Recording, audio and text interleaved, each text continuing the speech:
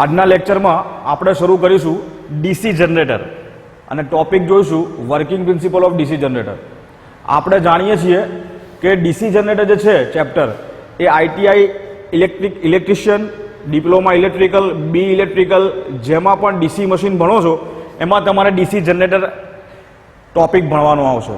તો એ DC generator ટોપિકની અંદર આપણે આજે સૌથી પહેલાં જોઈશું working principal of DC generator. આ લેક્ચરમાં આપણે ફોકસ કરીશું ડીસી જનરેટરના વર્કિંગ પ્રિન્સિપલ ઉપર. રાઈટ, સૌ પ્રથમ આપણે જોઈશું ઇન્ટ્રોડક્શન એન્ડ ધેન આફ્ટર આપણે જોઈશું એનો વર્કિંગ પ્રિન્સિપલ.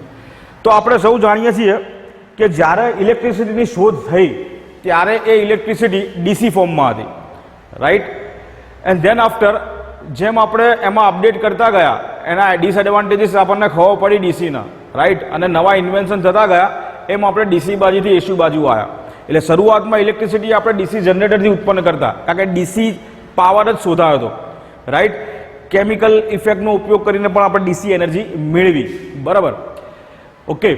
હજુ પણ ઘણી જગ્યાએ ઘણી એપ્લિકેશન જેમ કે ડીસી આર્ક વેલ્ડિંગમાં ડીસી જનરેટરનો ઉપયોગ થાય. ઓકે, તો એસી સિસ્ટમ સમજતા પહેલા, એસી જનરેટર સમજતા પહેલા ડીસી જનરેટર જે બેઝિક છે એ સમજવું બહુ જરૂરી છે. ઓકે, તો આ થઈ ઇન્ટ્રોડક્શન આપણે ડીસી જનરેટરની વાત કે ડીસી જનરેટર કેમ તમે ભણી રહ્યા છો. રાઈટ, કારણ કે ડીસી જનરેટર તમે પ્રોપરલી ભણશો, આર્મેચર વાઇન્ડિંગ શું છે, ફિલ્ડ વાઇન્ડિંગ શું છે, કઈ ત્રણ શરતોનું પાલન કરીએ તો ઇલેક્ટ્રિસિટી ઉત્પન્ન થાય, આ બધી વસ્તુ તમે ભણશો તો જ તમે પ્રોપર રીતે એસી જનરેટર એટલે કે ઓલ્ટરનેટર પર ભણી શકશો. ઓકે, હવે આપણે વાત કરીએ વર્કિંગ પ્રિન્સિપલની. સી વર્કિંગ પ્રિન્સિપલ એટલે ગુજરાતીમાં કહેવાય કાર્ય સિદ્ધાંત. રાઈટ, ડીસી જનરેટર એક રોટેટિંગ ઇલેક્ટ્રિકલ મશીન છે. ઓકે, તો આ ડીસી જનરેટર ડીસી પાવર કેવી રીતે જનરેટ કરે છે એ એનો કાર્ય સિદ્ધાંત છે. એના કાર્ય સિદ્ધાંતમાં આપણે એટલું સમજવાનું છે કે how to generate DC power by use of DC generator. Okay, DC generator કઈ રીતે ડીસી પાવર ઉત્પન્ન કરે છે. ઓકે, તો જુઓ એક સિમ્પલ બ્લોક ડાયાગ્રામથી સમજવાનો આપણે પ્રયત્ન કરીએ તો આ આપણું ડીસી જનરેટર છે.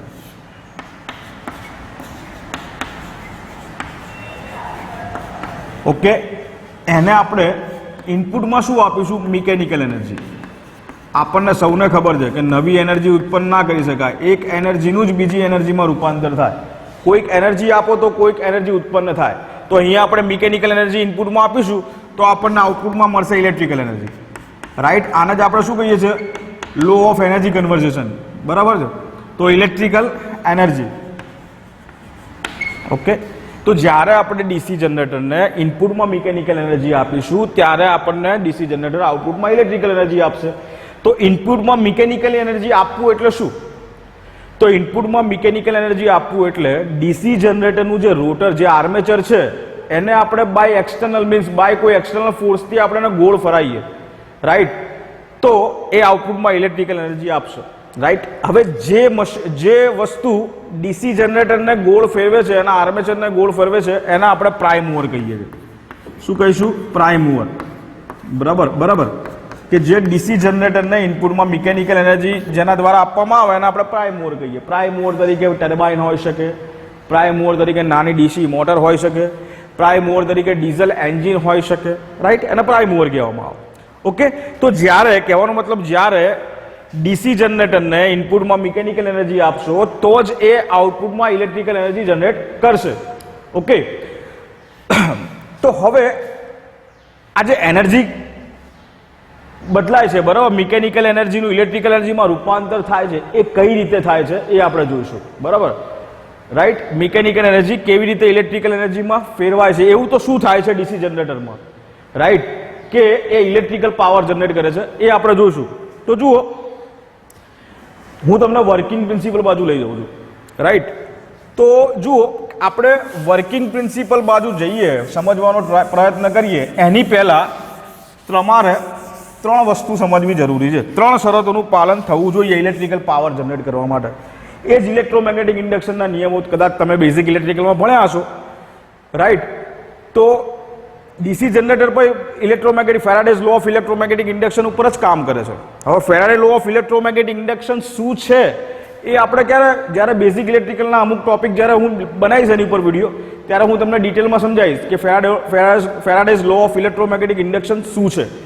પરંતુ અત્યારે તમારે એટલું ધ્યાન રાખવાનું કે ઇલેક્ટ્રિકલ વર્કિંગ પ્રિન્સિપલ, ફક્ત ડીસી જનરેટરના વર્કિંગ પ્રિન્સિપલમાં તમારે કઈ બાબતોનું ધ્યાન રાખવાનું, કઈ કઈ વસ્તુ લખવાની, એ જ હું તમને સમજાવું છું. બરાબર? તો જુઓ, કોઈ પણ ઇલેક્ટ્રિકલ પાવર જનરેટ કરવા માટે 3 શરતોનું પાલન થવું જોઈએ. બરાબર? એક છે અવેબિલિટી ઓફ કંડક્ટર, ગુજરાતીમાં કહેવાય વાહકની હાજરી. કંડક્ટર એટલે વાહક ગુજરાતીમાં, અથવા વાયર જે તમે કહો છો એ. બીજી કન્ડિશન છે અવેબિલિટી ઓફ મેગ્નેટિક ફિલ્ડ, એટલે કે ચુંબકીય ક્ષેત્રની હાજરી. બરાબર? ચુંબકીય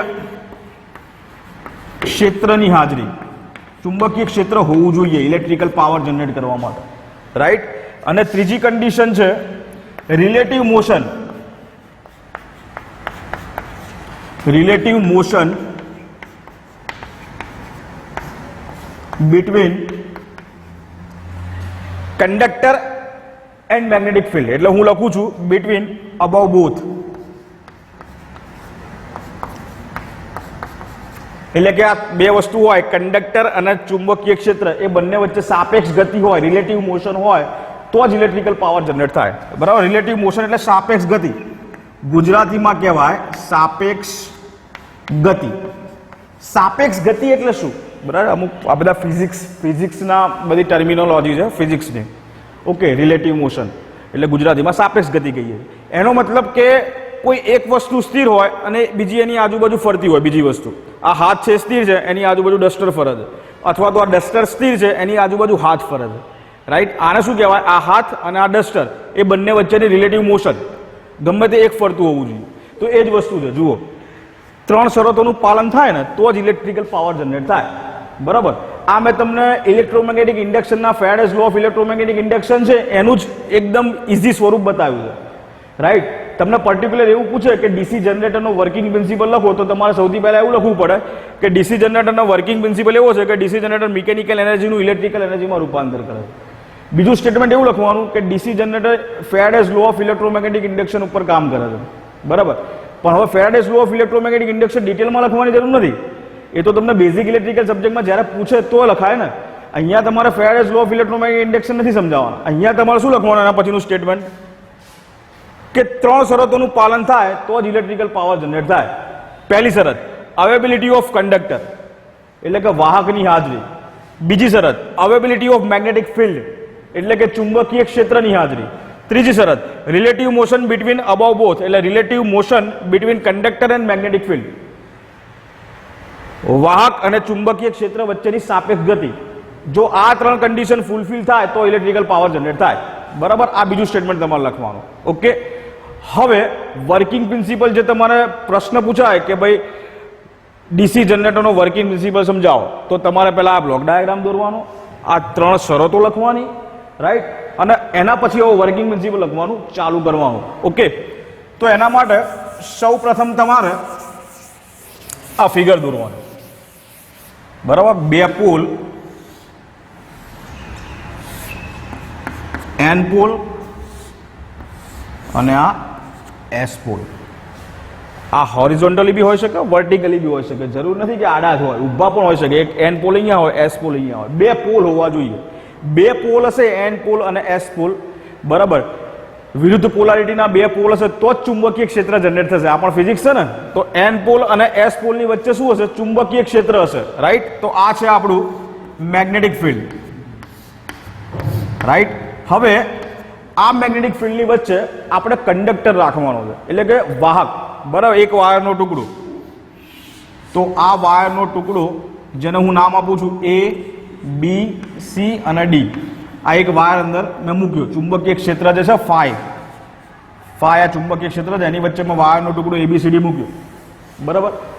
હવે આ વાયરના ટુકડા ABCD ને હું એક્સટર્નલ ફોર્સથી ગોળ ફરાઈશ. આ જે એ અને ડી છે એ છેડા, એને પકડીને હું ગોળ ફરાઈશ. બરાબર? With velocity v. બરાબર? v વેલોસિટીથી એને ગોળ ફરાઈશ. રાઈટ? તો જ્યારે વાયરના ટુકડા એ બી સી ડી ને ચુંબકીય ક્ષેત્ર ફાઈની વચ્ચે મૂકી અને વેલોસિટી v થી ગોળ ફેરાવું ત્યારે આ કંડક્ટર એ બી સી ડી દ્વારા આ ચુંબકીય ક્ષેત્ર ફાઈ કટ થશે અને આ કંડક્ટર એ બી સી ડી માં ઈએમએફ ઇન્ડ્યુસ થશે.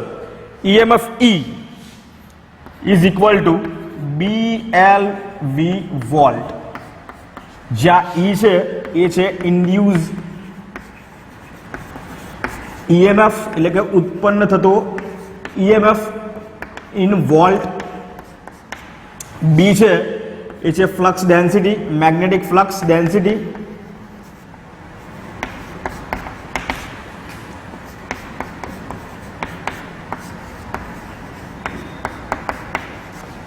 ઇન ટેસ્લા અથવા તો weber per metre square, right. B ની વેલ્યુ એલ છે લેન્થ ઓફ કંડક્ટર,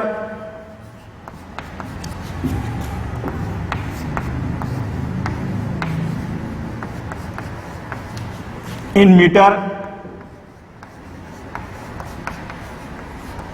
અને વી સ્મોલ વી એ છે વેલોસિટી ઓફ ધ કંડક્ટર.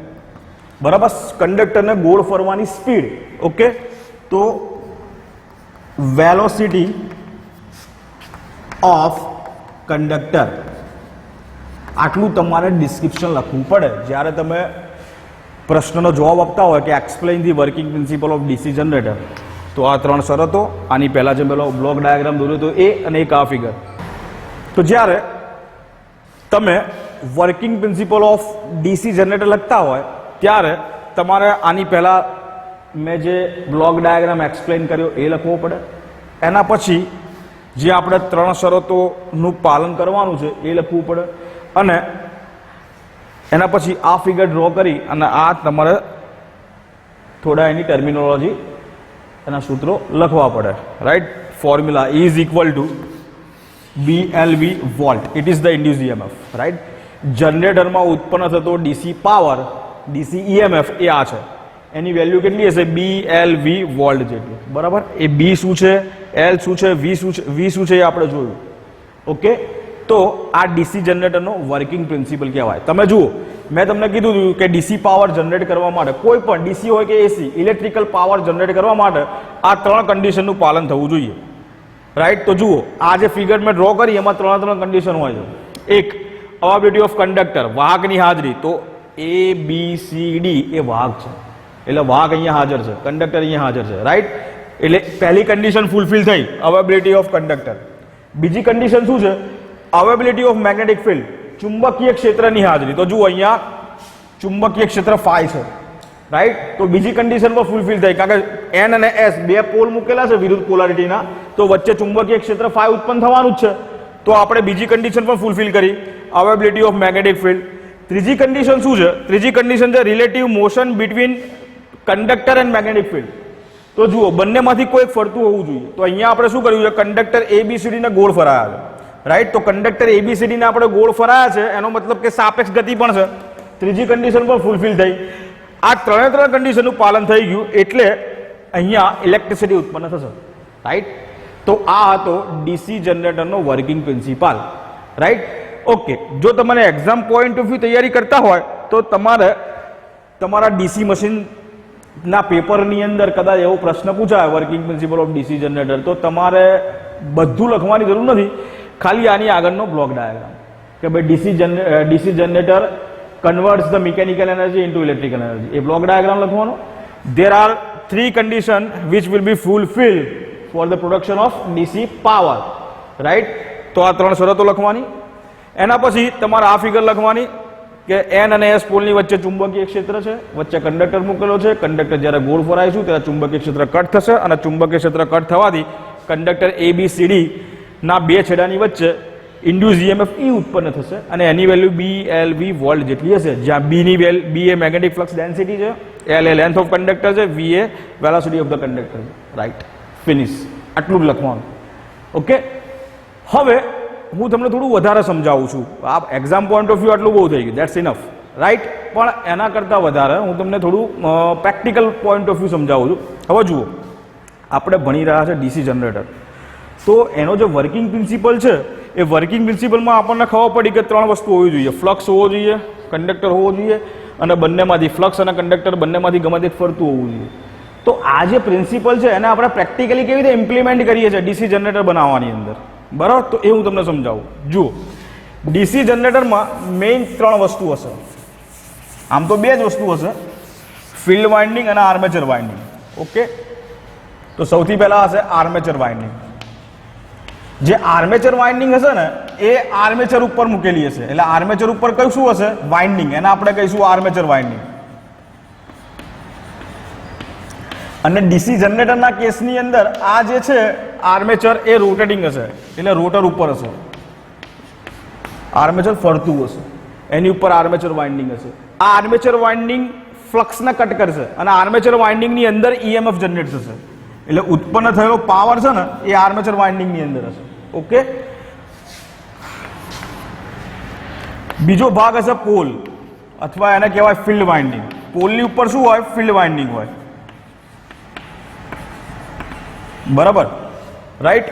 તો જુઓ, આર્મેચર રોટર ઉપર હશે એટલે કંડક્ટર એ બી સી ડી જે ગોળ ફરે છે એ જ તમારું આર્મેચર વાઇન્ડિંગ છે, રાઈટ? પોલ ઉપર ફિલ્ડ વાઇન્ડિંગ હશે અને ફિલ્ડ વાઇન્ડિંગ જ મેગ્નેટિક ફિલ્ડ પ્રોડ્યુસ કરશે. મેગ્નેટિક ફિલ્ડ કોણ પ્રોડ્યુસ કરશે? Field winding.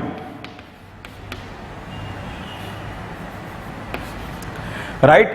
તો પોલ ઉપર આપણું ફિલ્ડ વાઇન્ડિંગ હશે અને ફિલ્ડ વાઇન્ડિંગ જ મેગ્નેટિક ફિલ્ડ જનરેટ કરશે. ચુંબકીય ક્ષેત્ર ક્યાં જનરેટ થશે? પોલ ઉપર. ઓકે, તો આ જે વસ્તુ આપણે ભણ્યા, રાઈટ, તો એને પ્રેક્ટિકલી ઇમ્પ્લિમેન્ટ કરવા માટે ડીસી જનરેટરની અંદર 2 ભાગ હશે, એટલે 2 પાર્ટ્સ હશે. એક આર્મેચર, જેની ઉપર આર્મેચર વાઇન્ડિંગ હશે, એ વાહકને એ ગોળ ફરશે અને વાહકને કટ કરી, ચુંબકીય ક્ષેત્રને કટ કરી અને પોતાની અંદર ઈએમએફ ઇન્ડ્યુસ કરશે. બીજું હશે પોલ. પોલ ઉપર ફિલ્ડ વાઇન્ડિંગ હશે, ફિલ્ડ વાઇન્ડિંગ ચુંબકીય ક્ષેત્ર જનરેટ કરશે જે આ આર્મેચર વાઇન્ડિંગ કટ કરશે. ઓકે, એટલે આ એન અને એસ ફિલ્ડ બનાવવાનું કામ કોણ કરશે? ફાઈ બનાવવાનું કામ પોલ ઉપર મૂકેલું આ ફિલ્ડ વાઇન્ડિંગ.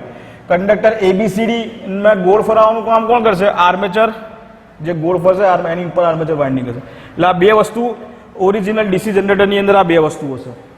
ઓકે, તો આ એક પ્રયત્ન હતો working principal of DC generator તમને સમજાવવાનો, રાઈટ? આના પછીનું જ્યારે નેક્સ્ટ લેક્ચર હું લઈશ એક કન્સ્ટ્રક્શન ઉપર લઈશ, ડીસી જનરેટરની રચના, બરાબર? એ પણ આપણે 2 પર્પઝથી ભણીશું.